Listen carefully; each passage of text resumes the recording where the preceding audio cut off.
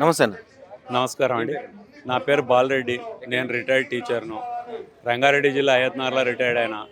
అంతకుముందు మహబూబ్నగర్లో 34 సంవత్సరాలు సర్వీస్ చేసిన. 24 డిసెంబర్ రిటైర్డ్ అయ్యి ఇంతవరకు కూడా ఒక పైసా రాలేదు. రోడ్ల పొంటి ఎవరు ధారణ పెట్టినా ఆ ధారణకు వచ్చి మీ మీడియాలో మాట్లాడుతున్నాం. ఏం మాట్లాడినా ప్రభుత్వం 2 సంవత్సరాలు గడిచిపోయింది. ఇప్పుడు మీరు కొట్లాడబట్టి కూడా ప్రభుత్వం ఏమో ఇంకా ఎటువంటి చలనం లేదు. ముఖ్యమంత్రి అయితే ఎప్పుడు కూడా మిమ్మల్ని ఉద్దేశించి మాట్లాడలేదు.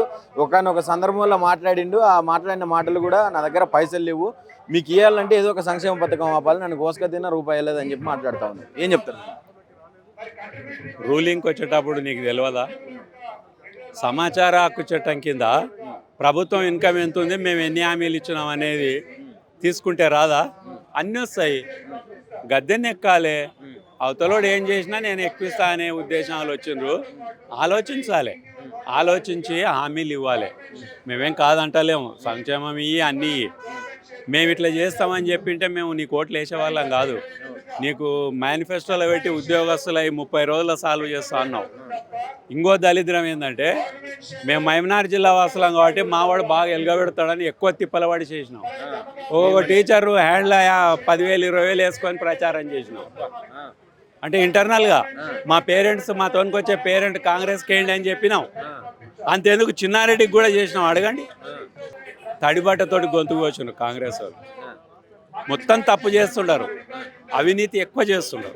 విక్రమార్క కూడా చెప్తున్నా ఒక 700 కోట్లు రిలీజ్ చేస్తున్నాం నెలకని చెప్పి. అవి ఏం bogus.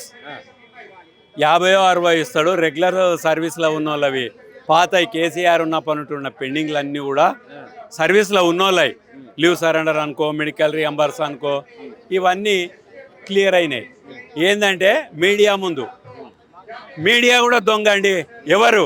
ఈటీఓడు, ఏబిఎనోడు, ETV news paper, TV5 15,000 మందిమి. దాంట్లో మోస్ట్ 8,000 మంది ఉపాధ్యాయులం. మేము ప్రతి ఊర్లో పనిచేసినామండి. రోడ్డు లేని, సైకిల్ ఓని, తుమ్మ చెట్లను కొట్టుకుంటా కూడా పోయినాం. ఈ సార్ ఉన్నాడు, హైవేలో దిగి 7 కిలోమీటర్లు నడిచిన సందర్భం ఆ ఊరికి బాట లేదు. అరే మేము 100 మందికి చదువు చెప్తే 4 నా ప్రయోజకులు అయ్యలేరా? అలాంటి తోల చేసిన మేము ఈ దుస్థితికి వచ్చింది.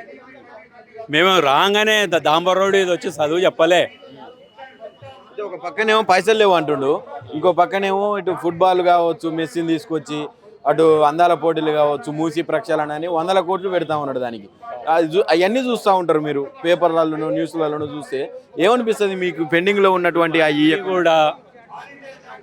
వాళ్ళకు పేరు వచ్చేది మీడియాలో. ఆ మీడియాకు కూడా, నేను చెప్పిన మీడియా కూడా వాళ్ళకింత పర్సెంట్లు ఉంటాయి కొన్ని.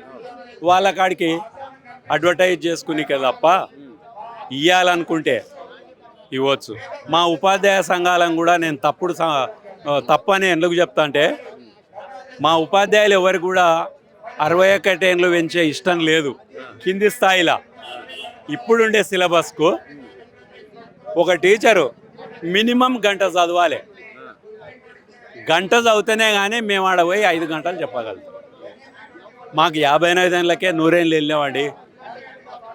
వెనకట్లాగా లేదు, సిలబస్ చేంజ్ అయింది, పిల్లలు అడ్వాన్స్ అయినరు, లీడర్లు పోయి ఒప్పుకున్నారు. ఎన్జిఓస్, గెస్టెడ్ ఆఫీసర్సు, పోలీస్ సంఘాలు అడిగింటారు పెంచమని. ఎందుకను? ఎస్ఐ ఉన్నోడు సిఐ అవుతాడు, సిఐ ఉన్నోడు డిఎస్పీ అవుతాడు, ఆర్ఐ ఉన్నోడు తహసీల్దార్ అవుతాడు, ఇంకోటి అవుతారు, దండుకునొచ్చు 50 ఏళ్ళ వరకు అని. మాకేంది? మాకు అదే చాక్ పీస్, అదే బల్పం, అదే టిఫిన్ గిన్నె. చదువు చెప్పడం చాలా టఫ్ అవుతుంది.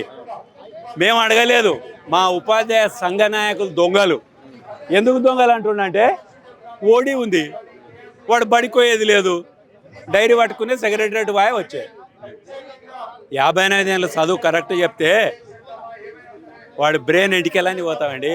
ప్రజాపాలన అంటున్నాడు. మీ ఏరియా మనిషి ముఖ్యమంత్రి గారు ఎంతో అంత ఆశ మీకు ఉండి ఉంటుంది, మాకు మంచి చేస్తాడేమో మా ఏరియా సైడ్ కావచ్చు, మాలాంటి వాళ్ళకి కూడా చాలా మంచి జరుగుతుందేమో అని చెప్పి ఆశించురు కావచ్చు. ఇందిరమ్మ రాజ్యం అన్నాడు. ఈరోజు ఏమనిపిస్తుంది రేవంత్ రెడ్డికి? ఏం చెప్తారు ఫైనల్గా? ప్రజాపాలన అని నమ్మించిండు. మేము మహబూబ్నగర్ జిల్లా వాసులుగా చాలా సపోర్ట్ చేసినాం. చాలామంది టీచర్లము మా ప్రాంతం వాడు కింది స్థాయికి వెళ్ళి వచ్చిండని 10,000 వేసుకొని ప్రచారం చేసినాం. ప్రచారం అంటే బహిరంగంగా చేయనికే రాదు మాకు. పేరెంట్స్ మీటింగ్ పెట్టినప్పుడు వాళ్ళ పేరెంట్స్ని పక్కకు పిలిచి కాంగ్రెస్కి వేయండి ఈసారి చూద్దాం మంచోడు మన జిల్లా వాడు అని చాలా ప్రచారం చేసినాం. కానీ అధ్వానం వీళ్ళు చక్రవర్తులు. మీరు ఒక్కసారి బట్టి విక్రమార్క ఇంటికి ఒక ఉద్యోగుడు ఒక టీచర్ని అపాయింట్ లేదు. పోలీసు వాళ్ళు ఈయన ఏమని కలవనే కలవాడు. వీడు మచివూచి మారేడుగాయల అమ్మినోళ్ళు వీళ్ళంతా ఎట్లా సంపాదిస్తారండి? నేను 36 సంవత్సరాలు చేసిన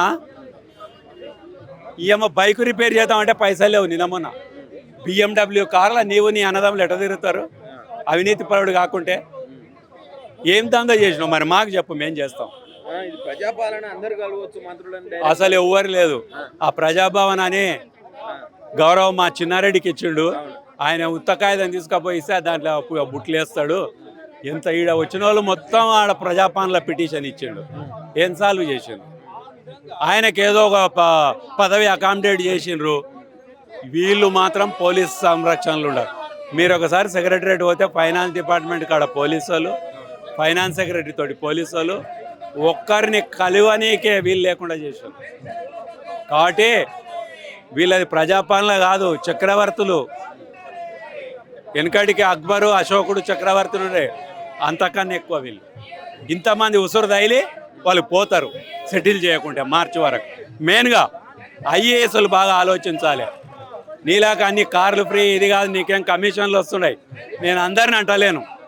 అవినీతి చేసిన ఐఏఎస్లు చాలా దుర్మార్గులు. ఇంతమంది ఉపాధ్యాయులు ఉద్యోగుల యొక్క ఉసురు ముట్టిపోతారు వాళ్ళు. ఈ సందర్భంగా వాళ్ళని ప్రభుత్వాన్ని కూడా హెచ్చరిస్తున్నాం. ఇక కాంగ్రెస్కి అనేది సపోర్ట్ ఉండదు. ఇక